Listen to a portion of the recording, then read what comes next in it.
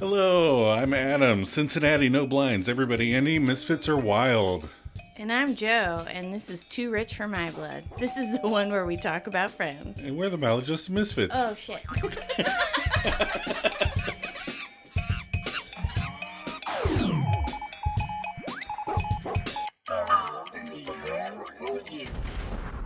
Hey, everybody. Thanks for tuning in. Yeah. Thanks for joining us for episode 18. 18. Yeah. Our first episode in 2024. Oh, yeah. This week's episode is... The one with all of the poker. Oh. And the IMDb plot. See, you can't say it. And the IMDb plot is, as Rachel interviews for a new job, the girls take on the guys in a game of poker. Or three. Our episode director was James Burrows in the house. So unlikely. I know, right? So I looked it up because, he was on Friends as an actor. He played the director. Right. So he also acted in a few shows that he directed too. So Friends, The Bob Newhart Show, Rhoda, Will and Grace. And he also was in a couple episodes of The Comeback, starring Lisa Kudrow. I would love it very much in each of those roles if he called somebody the butt guy. I want to go back and see if he was wearing a sweater vest. Yeah. Our episode writer this week is Jeffrey Astroff. Okay. So I think I already told you he wrote 8 episodes, but he was only wrote for seasons 1 and 2 of Friends. Okay. But he was the story editor for all the episodes in season 2. Oh. Yeah. That's a heck of a job, I imagine. Yeah. So our original air date was... March 2nd of 1995. 1995. All right. So that week, Yeah. the number one song was Take a Bow by Madonna. Madonna. I don't think I know that one. No, I listened to it. I did not recognize it. We must not have been listening to hip things in 1995. Well, I didn't listen to a lot of hip things. Still don't. Nope. The number one movie was Outbreak. Outbreak. Oh. Which they actually kind of reference in season 2. They do. That's so weird. All right. Ready for some trivia? I am ready. All right. This episode is supposedly inspired by the 6 friends playing poker on the set during scene setup. So they would get games of poker going. And so I guess the writers picked up on that. I put supposedly because, it's from the internet. So you never know. Oh, I thought you were doing it as a upcoming reference. Supposedly? Supposedly? And so in the uncut episode, in the DVD version, there's a couple extra scenes. Oh, yeah? Yeah. So I guess when Marcel plays the CD of The Lion Sleeps Tonight, the guys all do a little dance to it. No. Did you watch this, or this is something you read? Yeah, I read this. So I have seen it, though. I have seen him doing the... Yeah. And then there's 2 extended scenes with Aunt Iris. Oh, yeah? Yeah. So, when she asked about Tony Randall. Mm-hmm. So there's an extended scene where she goes, I talked to Cousin Nathan, and this will be a reference for the next episode, because Ross says Cousin Nathan called the, right. Yeah, Jumbo. All right, so she goes, I talked to Cousin Nathan, and then she smacks Phoebe's hands and says, don't touch the cards when somebody's dealing. Oh. And then Monica goes, how is Nathan? And Aunt Iris says, now he thinks he's a man in a woman's body. And she goes, don't you mean a woman in a man's body? And Aunt Iris shakes her head. It should be so simple. Oh. And then after they lose the first game, Aunt Iris comes back. Oh. So there's another scene where she comes back to try and beef him up on poker again. Right. And she goes, I can't believe you lost. How much money did they take? And they go, $30. And she goes, I'll give you the money back. And they go, really? And she goes, no, I'm bluffing. You guys have learned crap. So I thought that was funny. It is funny. So what are your episode reactions? It's good. I think overall it's good. I'll go B-ish. Okay. I don't know. The Ross tugging on Rachel's hair plot kind of gets a little juvenile for me. But they have so much fun with all the poker stuff, and there's a lot of funny lines in this one, so it makes a lot of fun. Yeah. I agree. I think it's a good solid B. I like all the things that Rachel's going through looking for a new job. I feel like Chandler and Joey don't do a whole lot. They just have a few one-liners. Yeah. And I miss that. But overall, yeah, it's pretty good. It's funny. Yeah. All right. What was your favorite line? I fold like a cheap hooker who got hit in the stomach by a fat guy with swords on his face. As soon as he said that when I was watching it, I was like, oh, Adam's going to like that. That sounds like something you would just say out of the blue. Right. It's very me. It's a very me thing to say during a card game, I guess. I'm going to have to go with, hello, Kettle. This is Monica. You're black. That's pretty funny. Yeah, there was a few. I mean, I wrote a few down. Because like I said, there's a lot of good lines in this one. Yeah. But I did write a few down, but I ended up with that one. All right. My favorite moment was, I really like the tag. So I like when Monica reaches for her glass and then they all duck. Yeah. I like those things that people jointly make fun of someone. Like it's an all like, oh my God. Right. The inside joke. So A group joke. Yeah, I thought it was funny. Well, mine was kind of a group joke, too. Mine was at the very beginning instead of the very end. But I like early on when Rachel asks if the typo's on all the resumes. That's the best. And they just kind of look around for a minute like, ugh. And then Joey is like, no, dumbass. I think it's funny that he says Right. something. When Joey's making fun of you, he said something pretty stupid. All right. Favorite outfit. I think we both picked Rachel this week. Oh, yeah? Yeah. Another double win? A double win for Rachel. I do like Rachel's outfit in the opening scene, that cute blue collared sweater. Right. It's one of her waitress outfits. Yeah. She kind of switches that up with the denim thing she wears. But I'm going to go with Rachel's final poker outfit. So she has on her long, oversized man shirt and leggings, and she has these cute little shoes on. I just think she looks cute. And that's funny because I almost picked that outfit. Did you? Because I almost picked your outfit. Yeah. And mine was during the first poker game. She's got it's like a brown shirt because they wear brown. A lot of brown. All the time. But it's got like white swirly lines on it. Yeah. And she's got a cute little skirt on. I thought it was cute too. Yeah. All right. So, themes that we explored this episode. Poker? Yeah. Job interviews and rejection. Oh. Yeah, I know. Theme 3. Still longing for someone and then taking no action. This is like a reoccurring. Yeah. Again, I understand that they, what I ultimately, we've talked about it many times this season, but ultimately they're dragging out the Ross and Rachel will they, won't they for the whole first season. But they have so many opportunities for Ross. Right. That it's kind of like, come on, man. All right. We're going to take a quick break before we break down the episode. And then now, a dramatic line reading. Sorry to break up this party, but I've got resumes to fax before lunch tomorrow. Whoa. Rach, we got to settle. Settle what? The Jamestown colony of Virginia. You see, King George is giving us the land, so... King George enters. It's so typical. I'm a man. I have a penis. I win money to exert my power over you. But you'll be back. Wait and see. You'll remember you belong to me. Da da da da da da da da da da ging gang gong da do gong da la ga raga. Did your Hamilton reference just turn into a Rob Zombie song? Maybe.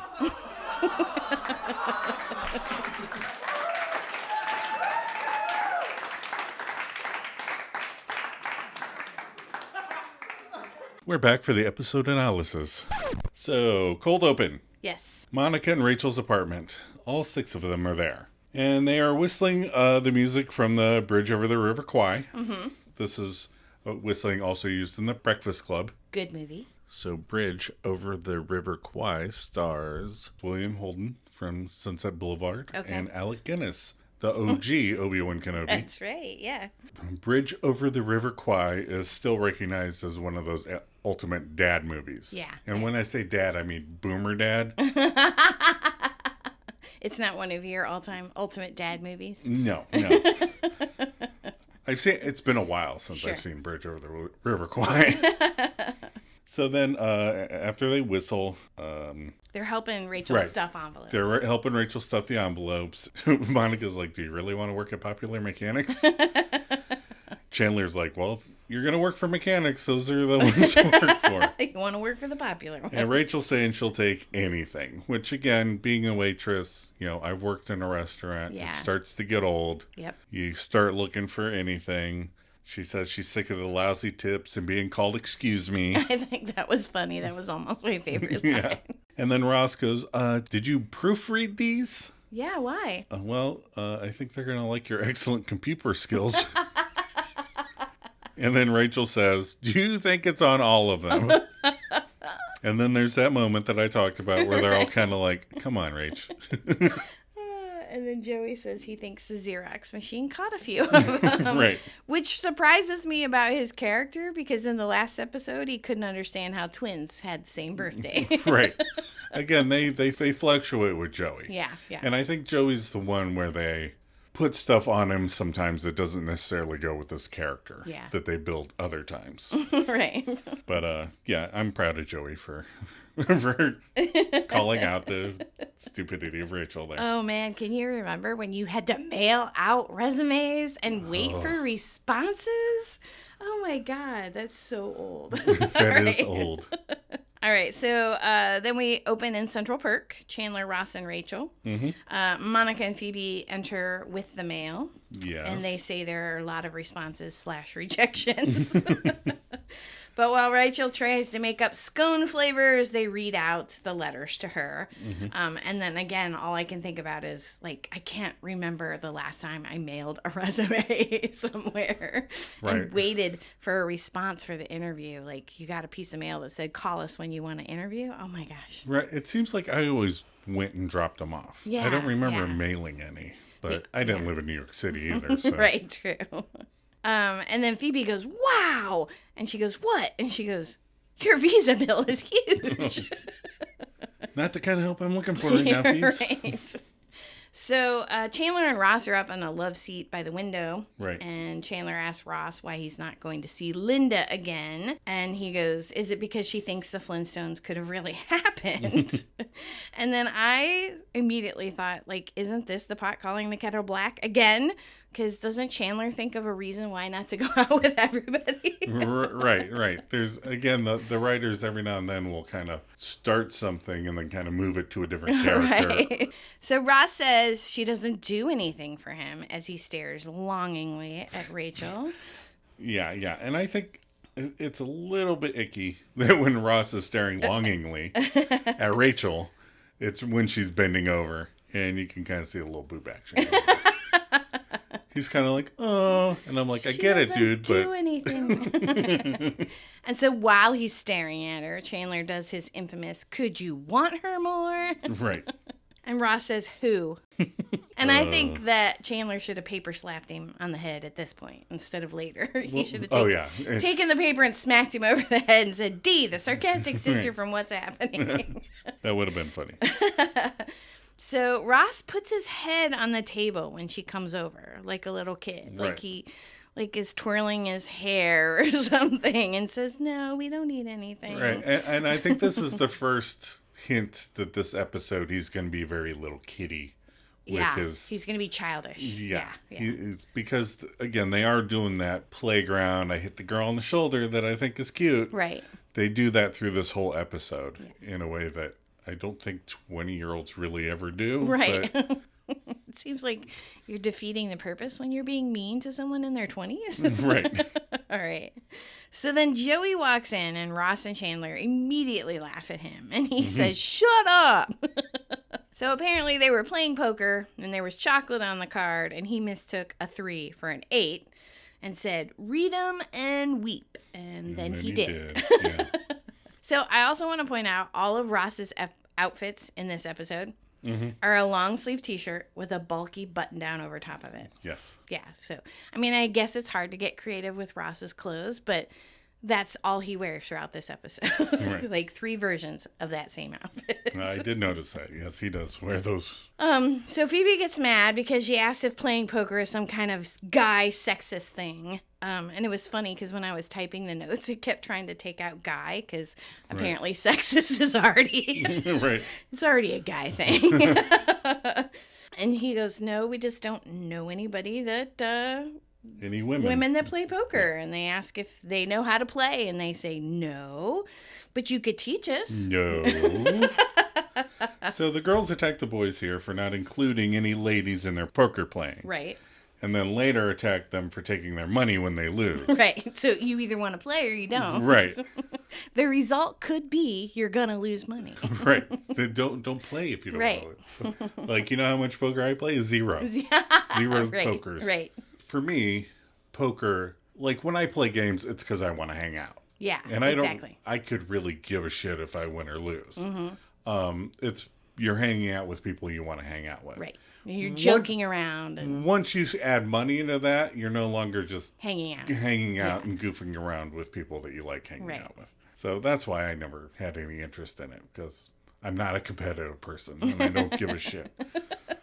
So then we go to Monica and Rachel's apartment, and all 6 of them are there. And after that firm no about not teaching girls to play, we cut to them teaching the girls how to play. How many times do you think they begged him? I don't know. Probably a lot. Right. Immediately, Monica informs everyone of her good hand, which seems at odds with her competitive nature, but I guess we'll ignore that. Yeah. The sound of a truck backing up is apparently Monica's microwave. Which is still less annoying than our new washing machine cycle that ends for like 20 minutes. Oh, it's God. It goes ding, on ding, ding, ding, ding, ding, and ding, on ding, ding, ding, and on. ding, ding, ding. And we don't have a basement, so it's Yeah. in the back room. It's in our mud room, and you're just like, keeps- shut up, I get it. Playing the music.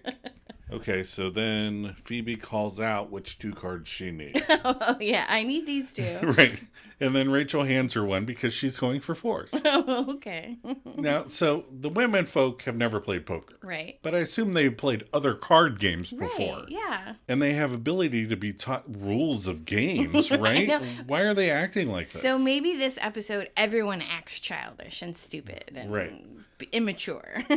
Because again, they're acting like little kids. Yeah. It's not go fish. That's what I think of the whole time they're trying to teach him. It's Right. like, oh, I have this, you can have it. No, Right. you're not a little kid. But they ask them to teach them how to play, and every time they're like, no, do this, they go, it's okay. Right. And yell over top of them. I'd be like, fucking, I'm out of here. Bye-bye. Do you want to fucking learn or not? So fresh out of the microwave, Monica shares salmon roulette and assorted crudités. So there's salmon again. Yeah. I think we should count this like with the sweater vest tracker. How many times does Mon serve salmon in this series? Right. Probably quite a bit. Yeah, it's a ridiculous amount of salmon. And Joey's like, you can't serve food with more than 1 syllable. It's got to be chips or dip or pretz. Oh dear, I've gone cross-eyed. So Chandler starts to move into the next set of rules, but Monica's like, nah, we got it. High stakes, big bucks. And again, they know that they're betting money. They keep harping on it, and they don't care about the rules. But It's I all very also like confusing. that the chips are only like 50 cents. You know, like the Right. bet is the minimum bet is 50 cents. Because again, when you're teaching children or when you're playing cards with little kids, you always give them pennies. Right. And, you just kind of, again, because it doesn't matter. Right. Sometimes you play with the pretzel sticks. right. You know? Or cookies. Yeah. So Ross goes, are you sure you're ready to start? Because Phoebe just threw out a jack that didn't look happy. Chandler goes, okay, one last lesson for Joey. This is a 3, and this is an 8. Which, again, Those are funny. those are funny. It's funny to pick on somebody that just messed up. Yeah. So then we time jump. We fade in on the light above the card game. Dirty cigarette smoke wafts in the air, and the sound of peanut shells can be heard crunching underneath footsteps. What? Nah, it's just them and Monica's. And Monica's going, damn it, damn it, damn it. And Phoebe says, oh, I see, you were lying. And Joey explains he was bluffing. What is bluffing but lying? Again, they know what poker is. Right. They know what the concept of the game is. And when you're playing, you're trying to not tell the opponent what your hand is, so they'll keep raising the bet and then fold, and you get to win with nothing. Like, I don't play poker. I've never played either. I know how it works. Right. I'm going to get tired of saying that by the end of the episode. I'm just warning everybody. But they keep doing it. Right. So I have to keep reacting to it. So Rachel starts to bail, and the menfolk remind her that they have to settle or cash out or exchange the monies that they have lost. And Joey does try to be nice and say it's their first time. Forget about it. And Monica goes, hell no, we'll pay. And Phoebe's like, okay, Monica, I had another answer already. That was almost my favorite line because I've been there. We've been in situations where somebody asked the pair of us a question and you're like, no. And I'm like, that's not the way I was going to go. What's our safe word? Pineapple? No, I'm sorry. Cauliflower. Cauliflower, that's right. Cauliflower. No, we just told everybody. We'll have to change it. Oh, man, I liked it. You can cut it out if you want. So Monica says she wants a rematch. And Ross says he could use the money. And Rachel says, so you guys get your yayas from taking money from your friends? You asked to play. Right. You wanted to play poker. They were talking about how Joey lost a bunch of money with the stupid mistake. And you're the one who was like, do girls play poker with you? I don't understand. Anyway, Chandler says he gets his yayas from IKEA. You put them together yourself, but they cost a little less. Then Ross gives his Black Bart speech. Yeah. I really think that when men speak in this tone of voice, I just mentally check out. Yeah. Because I kept forgetting to listen to what he was talking about while I was taking notes. I feel like the dude in the scene with the sheriff, and he's like, I'm sorry, I wasn't paying attention. And then the guy whips the cup at his head, you know. But he's like, once those cards are dealt... And Joey's like, what? Which is pretty funny. Yeah.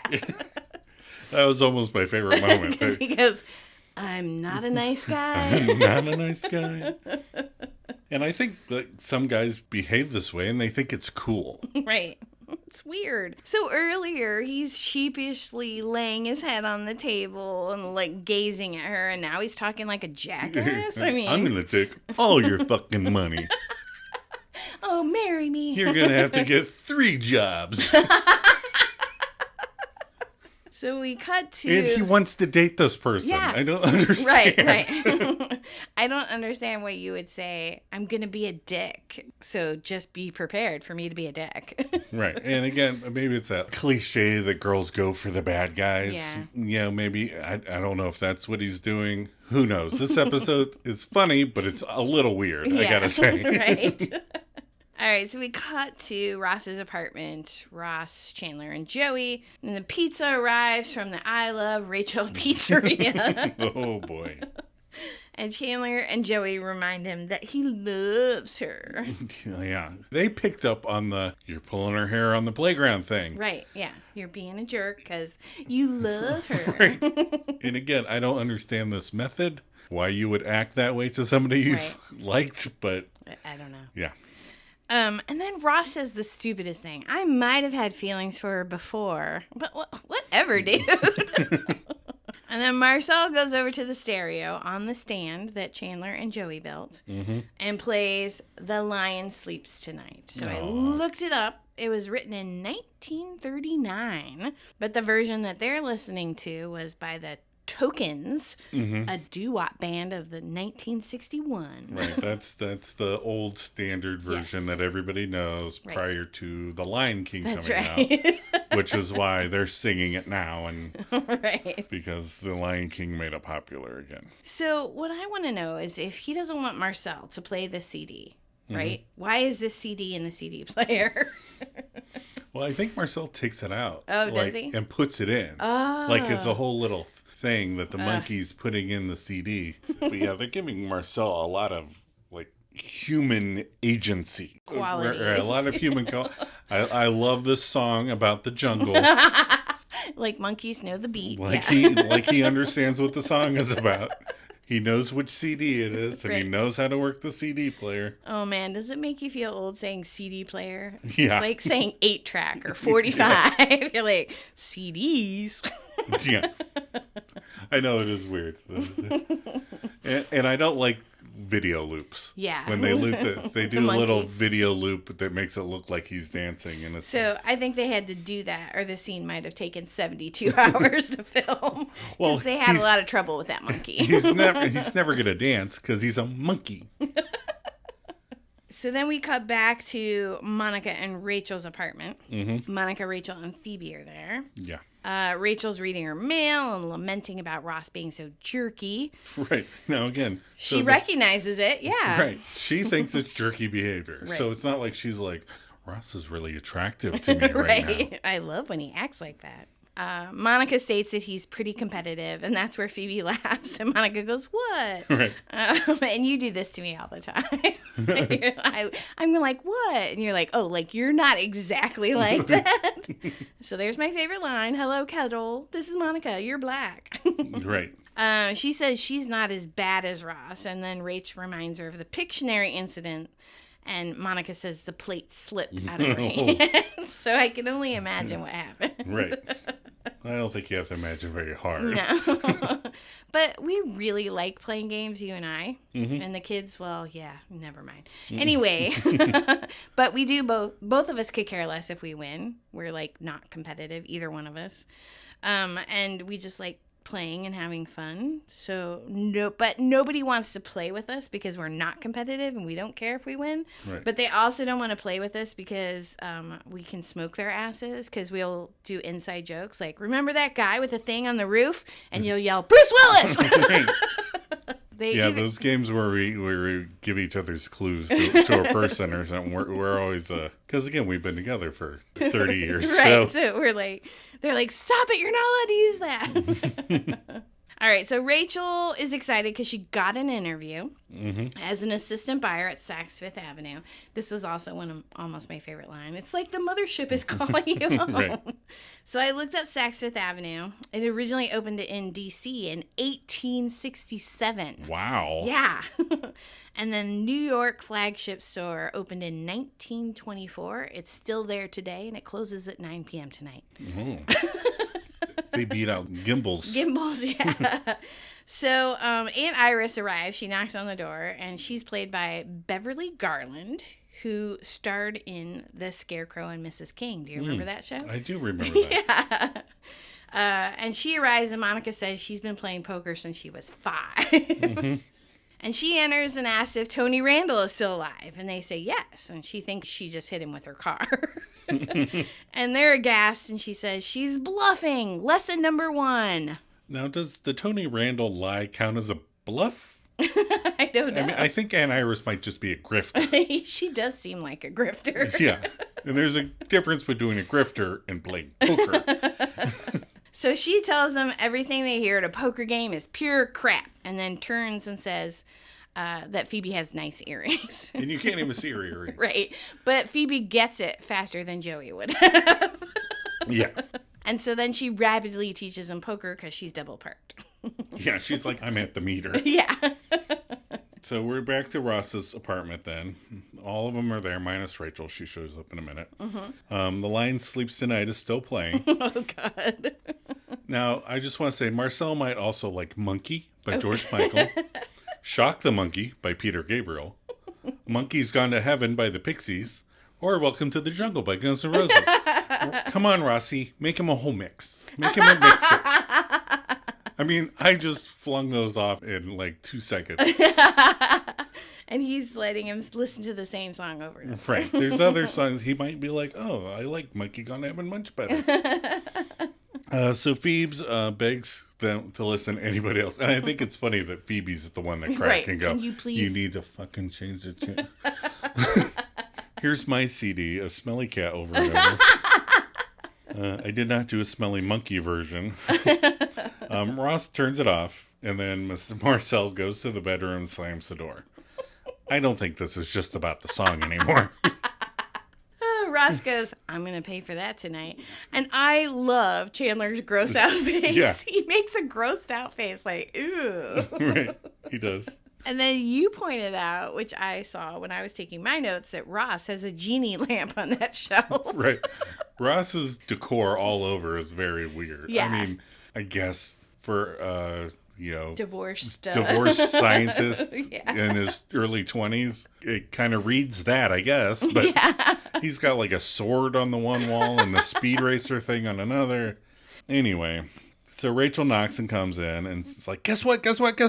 And Chandler goes, okay, the fifth dentist caved, and now they're all recommending Trident. Which is funny. It is. And the audience loves it. They love Chandler. But she's like, no, the interview went really well. And she loved me. And they talked for 2.5 hours. And they have the same taste in clothes. And she went to camp with her cousin.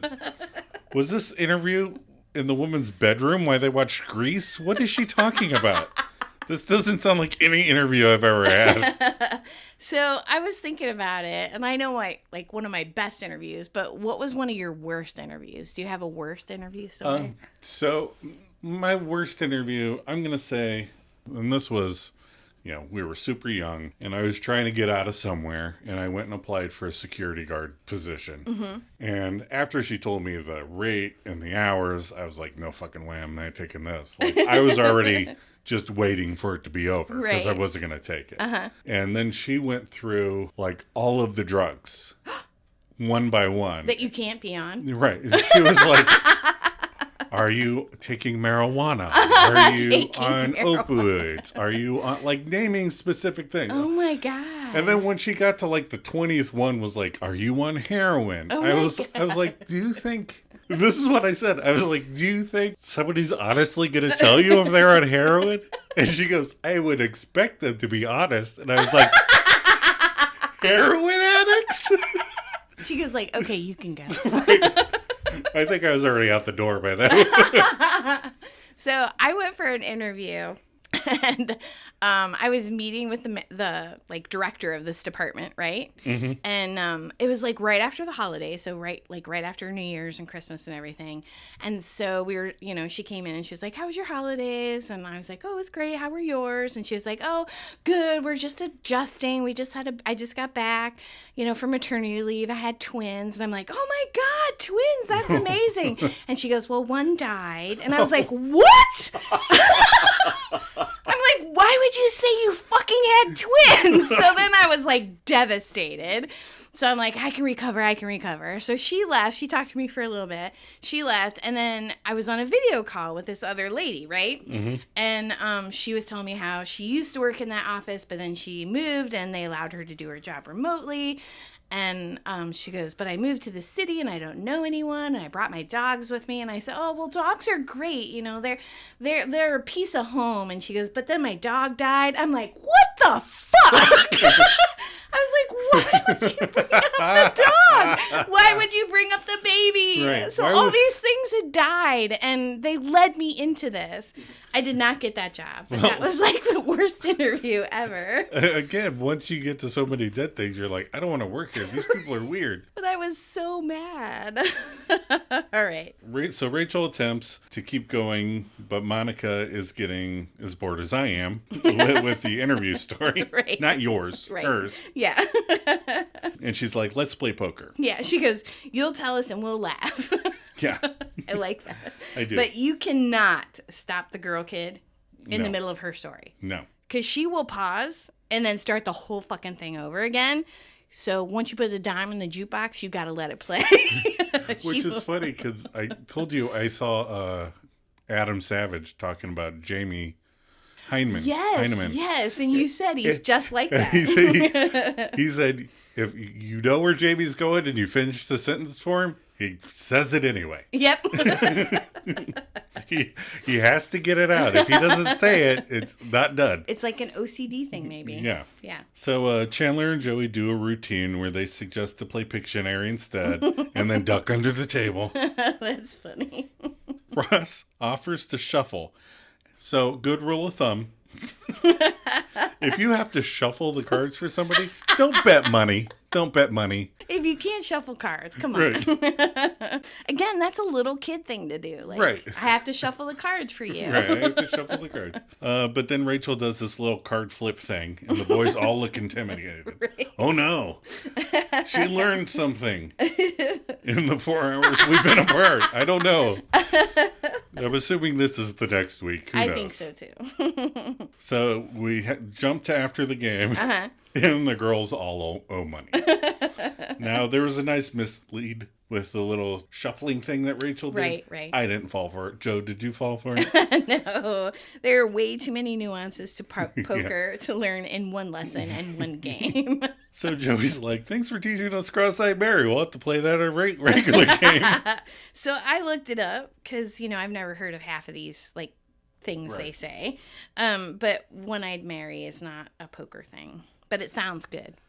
Yeah, well, and it might be. I think everybody creates their own things. Offshoots of Texas Hold'em or whatever. I don't know. Again, I'm not a poker person, but I think everybody creates their little, unique spins on the hand. Phoebe curses her money, and Chandler is as phased as I would be. Oh no! I mean, I saw Drag Me to Hell. I would not, I would not take that money. No. See, I think it would be funny to have a movie where somebody pulls out in front of somebody and they curse them, and then the person inside the car goes, "I curse you," blah, blah, blah, blah, blah, blah, in Latin. And they're like, "Oh, shit, well, I curse you back," blah, blah, blah. And they just stand there for 48 hours cursing each other in the street. That would be a 48-hour movie? Yeah. Okay. Yeah, I don't believe it curses, so I would take that. All right. That would be like bad things happen to me anyway. That's what Chandler says. Yeah. So that leaves the big green poker machine who owes 15. Ooh, so typical. Ooh, I'm a man. I have a penis. Ooh, I have to win money to exert my power over women. Don't play! They nagged them. I told them. I'm sorry. I'll stop. Oh my God! It's so weird. So then Monica follows up with her threats. Right. Oh, man. Her threat is pretty funny. Yeah. So she goes on and is like, oh, and you'll cry. And I was expecting her to show them the picture of Chi-Chi, too. I don't know what she's doing. And then Rachel goes, kind of stepped on my point, Mom. Yeah. All right, so then we cut to Monica and Rachel's apartment, and all six are there. Sweater vest! We have our first sweater vest of the episode. And that does not look like a shirt you would wear a sweater vest with. No, it's really weird. Yeah. I don't know. It looks like a very heavy shirt. Yeah, like a denim heavy shirt, and then he has a sweater vest on top of it. All right, so they're setting out to play poker, and Ross offers to just take her money now. And she says, we'll see there, monkey boy. I do like that. Yeah. And I like that they're all drinking what is labeled beer, which answers the question long asked by people. They complain about characters who just walk up to bartenders and order beer in movies and TV shows. I'll take a beer. They're ordering this brand. Right. It's just called beer. Come on, people. And then Phoebe points out that the one-eyed Jack is following her. Right. Everywhere she goes. And then she goes, okay, serious poker. And I like Ross gets up. Monica goes, where are you going? And he goes, to the bathroom. Do you want to go to the bathroom, or do you want to play poker? I want to go to the bathroom. I mean, when you got to go to the bathroom, come on. Right. So Joey wants to order a pizza, but Rachel is waiting for interview results. And I just don't get it, because all the time they bring their phone over from their apartment, and Ross is in the bathroom. So go order your pizza, Joe. I mean... Right. They're just reminding you that she's waiting. And it's even though it's late, she's waiting for this call. Because the store doesn't close till 9. Right. Yeah. Even though nobody would ever call after 5. Right. So Monica deals, and Ross comes out of the bathroom. All right, your money is mine, Green. Your fly is open, Geller. I do love that. It's so funny. But why do guys turn around to zip up their fly? Because we already saw everything. Right. So just zip it up. I don't. I just zip it up. I know. I tell your slippers down all the time. And then I just zip it up. You do. All right. So then there's a time jump. Yeah. And Phoebe says, Joker is poker with a J. Ooh. Coincidence? Ooh, that's Joe incidence with a C. Another good comeback from Chandler. So funny.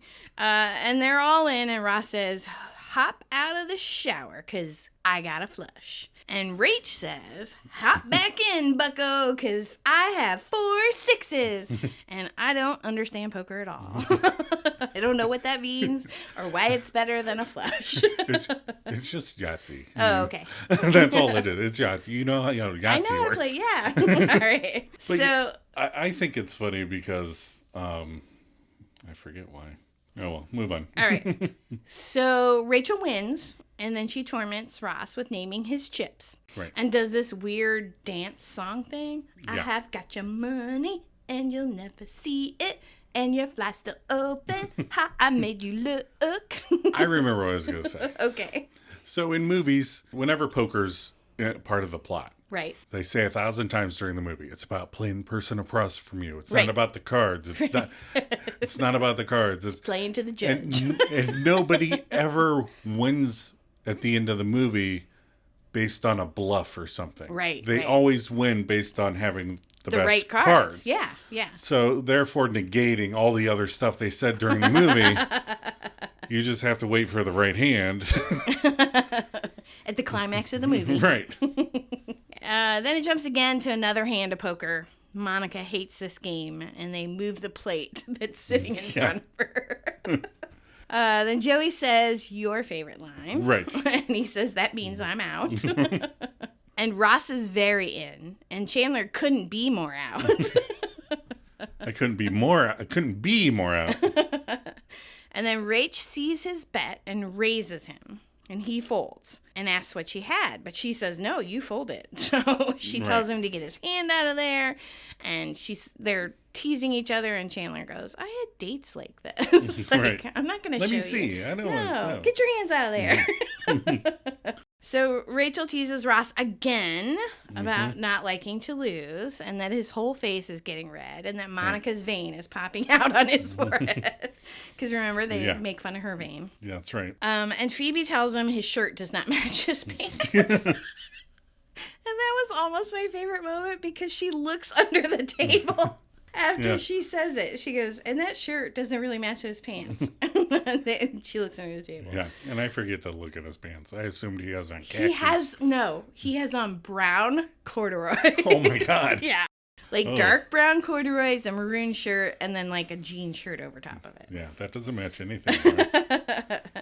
So they banter for a few minutes and the phone rings, and then Ross acts like he's 9 and then me. Mm-hmm. And Rachel, who sees at him, it's about the job.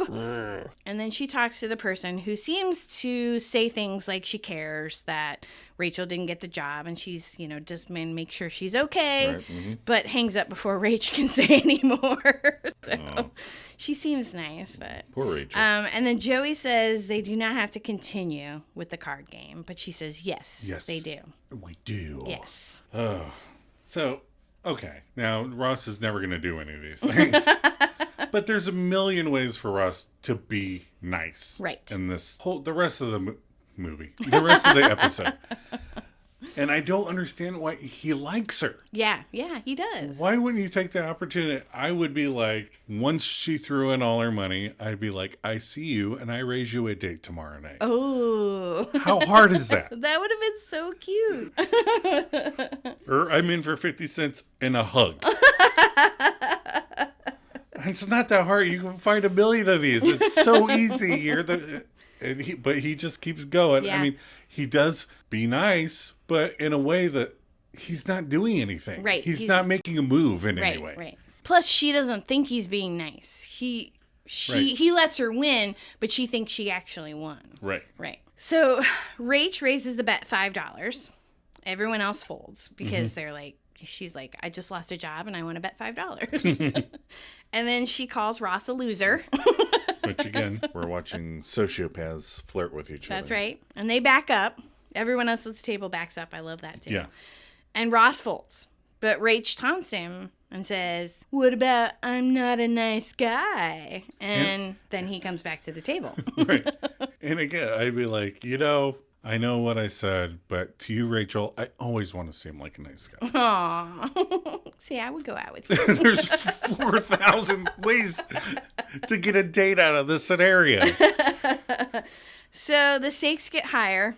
They keep raising, right? Mm-hmm. Monica gets her purse because Rachel's was empty. Right. And she adds $17 to the pot. $17. Yeah. And then Ross matches with the help of Chandler and Joey. Mm-hmm. And so I went through that scene a couple times, and it looks like they're all in about $80, give or take. Because they kept raising, and there was money already on the table. So it looks like there's $80. Now, when we were playing games and stuff, and people would get in little arguments and things, we never, ever, I don't think, sided along boys versus girls. Yeah, no. I don't think that ever has happened to us. No. So, but they always do that. Yeah, they do it in the trivia thing, too. Yeah. They always end up boys versus girls, and it's like, and in this situation, I would not be siding with Ross. No. I would not be going, oh, good, Rachel just lost her job. Let me give you $10. Let's really stick the knife in and twist it. All right. So Rach lays down her full house, and Ross says she won. And the girls celebrate, and the guys say he should have had that. And Ross says, it's okay. Look how happy she is. And Joey and Chandler both dive for the cards. Right. And I think Chandler would have just been like, you owe me $10. That was stupid. Give me my money back. Right. And again, they're all in the same room. I know that's funny, and they cut the commercial, but Rachel would know at that point, oh shit, he just fucking let me win. Right. And does that make her feel better or worse? I don't know. Because I'm not a sociopath, so I'm not. But I don't think she's flirting with him, because then they act like she doesn't know that he loves her. Yeah, I don't know. But still, he had many opportunities to be the sweet, cute, fun guy, and he wasn't. No, because he never takes those. No. Again, he can only do it when he's planned it ahead. Right. Yeah, because he does. He's like, here's what I'm going to do, and here's what I'm going to say, but then it backfires, so... He never does in-the-moment things. All right, so we're at the Stinger. Yep. And we're at Monica's and Rachel's, and all six of them are there. After this, they presumably went on to play Pictionary, because that's where we are. Okay. And Monica has a respectable bye-bye birdie drawn on the board. Yeah, I think so. But again, they're not getting it. They're like, airmail, airplane, airport 75, airport 77, airport 79. So then I was curious, so I Googled it. All right. Because I'm a movie guy, but I never heard of all these airport movies. So the first airport was in 1970 with Burt Lancaster and Dean Martin. Really? Okay. And then there was Airport 75 with Charlton Heston and Karen Black. Wow. And then Airport 77 with Jack Lemmon and Lee Grant. And then the Concorde, Airport 79 with Alan Dillon and Susan Blakely, which was supposed to be super bad, by the way. Are these comedies or? No, I think they're like disaster movies. I think they're sort of like the movies the Airplane is based on. Oh, okay. That's funny. I was going to say, I don't know any airport movies. I know the airplane movies. Yeah, I think the Airplane movies are making fun of these types of movies. I get it. Okay. So then they run out of time and they don't guess it. And she's like, bye, birdie. And Phoebe does their funny, that's a bird? That's a bird. That's a bird, everybody. So then Rachel comes up and just draws a bean and starts tapping it. And then Joey's very confident in his guess of the unbearable lightness of being. Which is such a weird... It's a 1988 film that stars Daniel Day-Lewis, Juliette Binoche, and Lena Olin. So it's so odd that he gets that from just the bean, but... Yes. And Monica's like, you get that? And she grabs her wine glass to take a drink, and they all duck. Because it is a little... It is funny. It does seem like a setup. Yeah. Like, again, they're teasing her again. The whole thing is a reflection of the baby fish mouth is sweeping the nation scene from When Harry Met Sally. That's funny. And that's it. That's the end of the episode. That's the end of the episode. Again, pretty funny. Yeah. A lot of funny lines, a lot of funny little interactions. Yep. A little inside jokes. Those are fun. Ross and Rachel craziness going on. And that's the end. That's the end. Cut and print. All right. We're going to take another short break.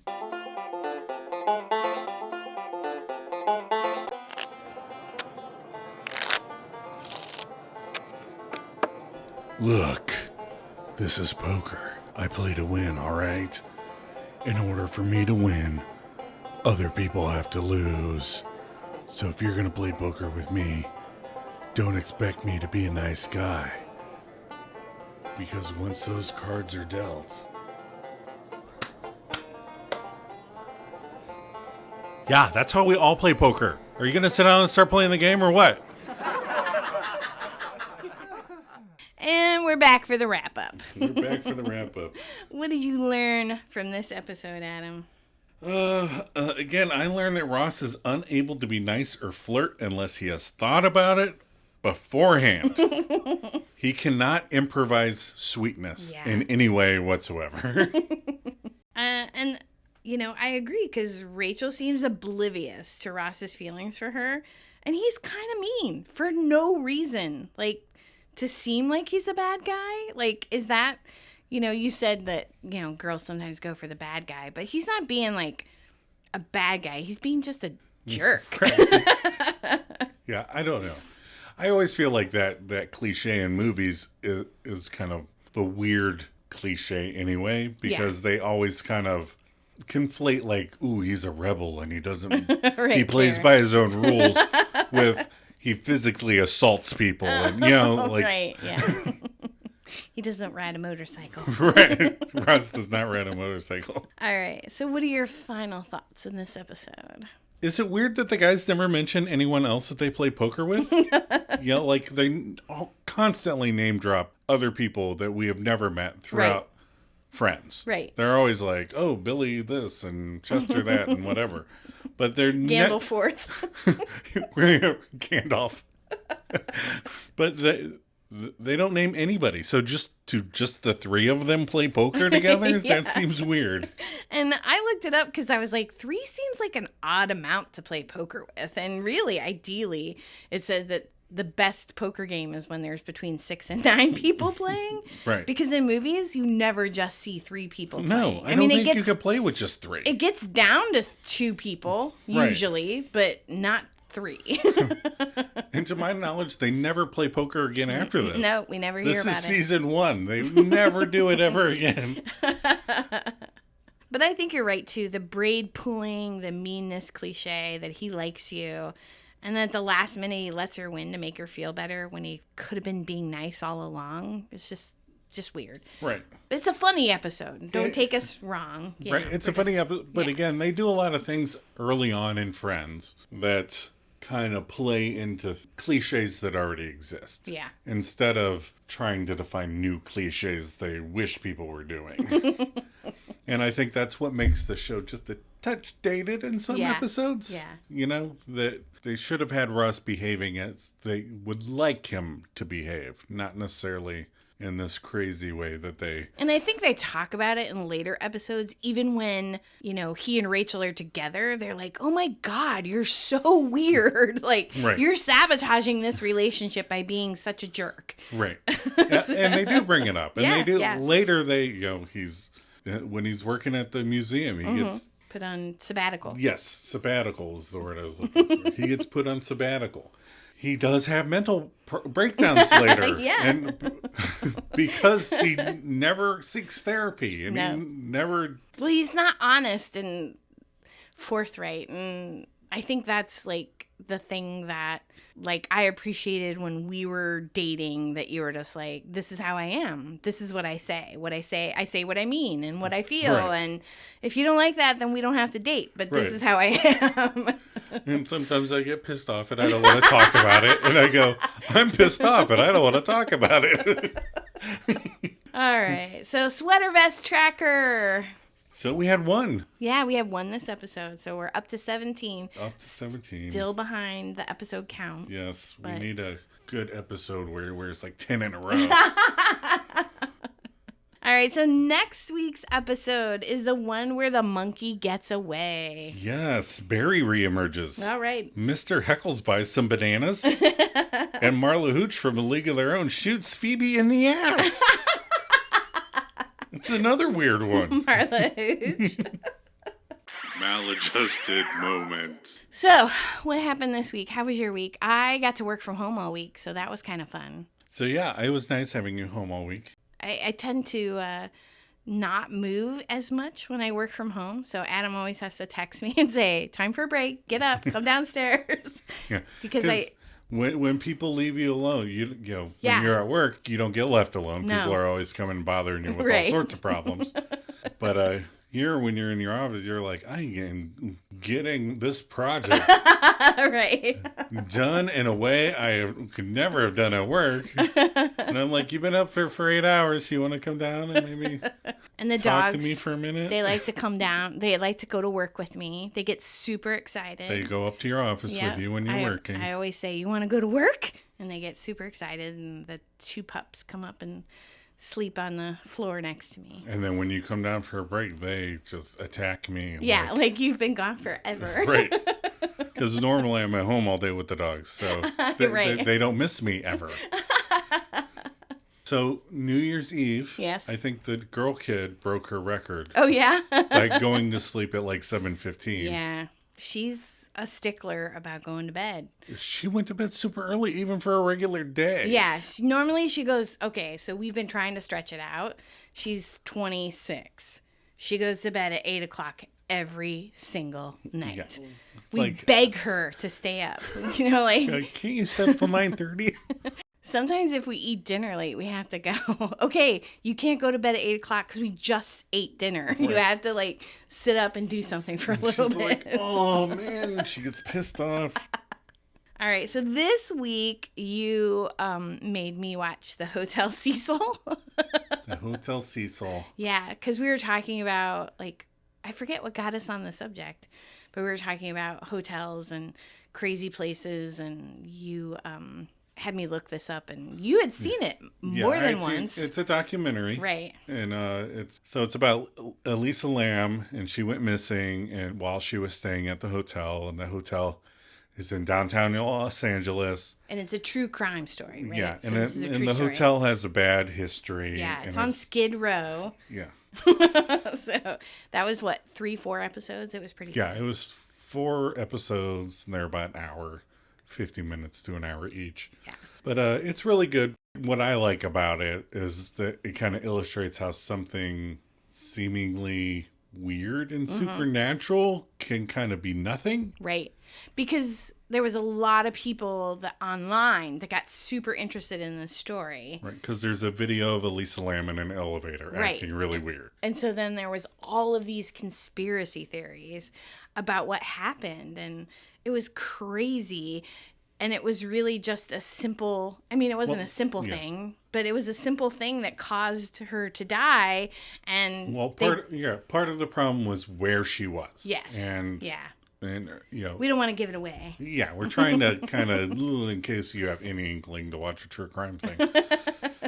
I like that they really set up the location really plays a big part in what happened to her and how it all came to be, as well as her, you know, her own life circumstances. Yeah. And It was really good. I'm not, I mean, Adam's a true crime person, mostly more than me, but sometimes he'll show me things that are interesting. And we like to watch the Cold Case TV show too, because it's Right. just really bonkers. It's crazy all the stuff. you always like there's a lot of the Cold Case ones, a lot of them are like, and then DNA came along, and then we got the guy. Right. And then every now and then there's a weird one that you're just like, what the fuck is happening? And those are the ones I like, the really weird ones. And it's a weird one. And then we watched Moonrise Kingdom this week too. Yes, Moonrise Kingdom. Yeah, Wes Anderson, one of my favorites. Yeah, I think that's one of his better movies. Yeah. It's really funny, and the kids in it are just amazing. And Bruce Willis and Edward Norton and what's her name? Tilda Swinton. Yeah. Frances McDormand. Yeah. Bill Murray. Murray. You know, really lots good. of the standard Wes Anderson people. Yeah. But I think it's a little more, some of his movies are a little cold. Mm-hmm. And it's a very good one that's, you know, got a lot of emotions in it and Yeah. a lot of, you know. It's a cute story. Yeah, it's a very cute story. Yeah. It's a cute movie. All right. Anything else you want to share with our listeners? Happy New Year. Happy New Year, 2024. Everybody's sick in the house. Yeah, everyone's sick. Well, we're not sick. The kids are sick. Yeah, the kids are both sick, so I'm probably going to get sick. Which is why we were like, let's record today. Right, we need to get out of the way because I have one of those immune systems, as soon as anybody close to me gets sick, I'm knocked out for a couple days. So if next week I'm like, oh, so this episode is really good, that's going to be why. All right, bye, listeners. Thanks for joining us. Bye-bye. If you'd like your thoughts or reactions regarding future episodes to be shared with the rest of the class, or you just want to reach out and say hey, come on, we'd like to hear from more of you out there. Email us at themaladjustedmisfits@gmail.com. Rate us and leave positive comments. If you have a negative comment, try to leave it in a positive way. Check us out on Facebook and Instagram. Joe, you ready for a cup of coffee? Always.